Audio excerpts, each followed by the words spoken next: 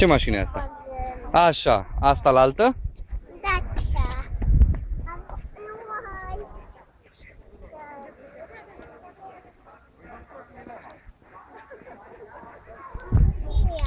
Fiat. Da, tati.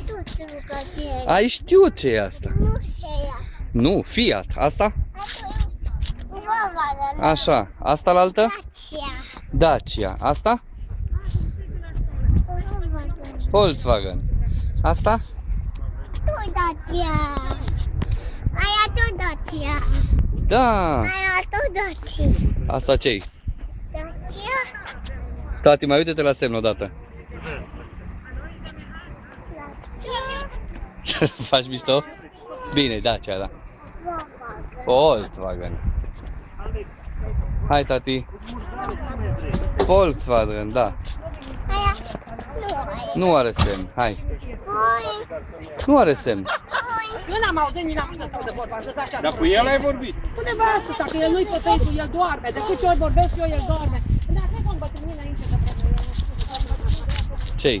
Peugeot. Peugeot. Aia vedem ce e aia. Hai, uite-te, ce e asta? Dacia. Mirela!